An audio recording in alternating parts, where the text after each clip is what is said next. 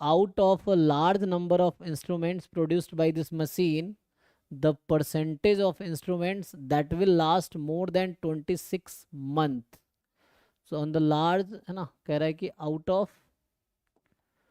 large number of instrument produced by this machine, इसका मतलब क्या है, बहुत large है.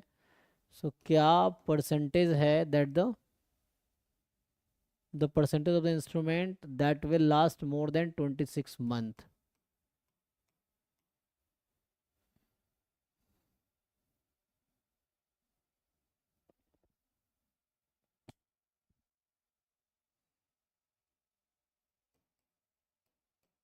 फिर से वही करेंगे.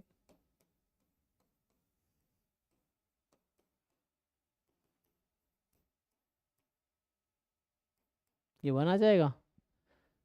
तो अब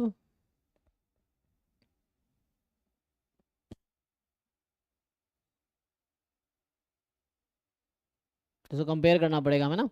तो ये कुछ ऐसा आ गया, फाई ऑफ है ना, इसको लिखोगे 1 माइनस फाई ऑफ 1. ठीक है, मतलब फाई ऑफ -1 आ गया ये. ठीक है. तो नाउ है ना, तो ये नॉर्मल में जो होगा, इधर 1 है और यहाँ -1 है, बीच में 0 है. ठीक है. तो इस तरीके से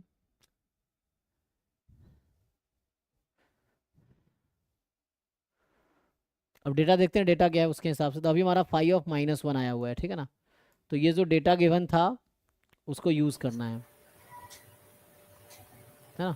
तो यहाँ से फाई ऑफ -1 0.16 है. Yes sir. है ना. तो फाई ऑफ -1 0.16 है. तो हो तो गया. तो हमारा जो आंसर यहाँ पे आया है, ये आया था फाई ऑफ -1 और ये 0.16 क्वेश्चन में दिया हुआ है, मतलब 16%.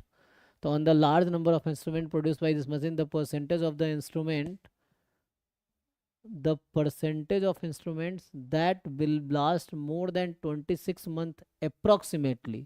लेकिन हमने तो प्रोबेबिलिटी निकाले, इसने कहा है कि कितने percent instrument will last more than 26 month. तो प्रोबेबिलिटी तो 0.16 है ना.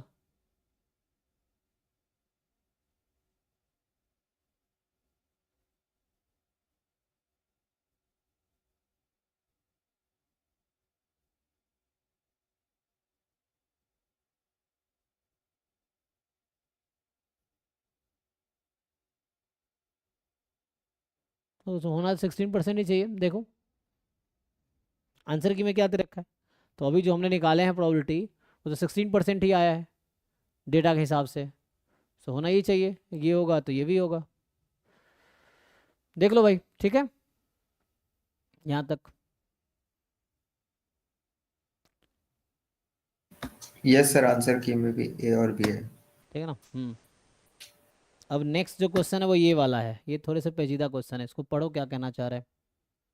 ये समझ आ रहा है आप लोगों को.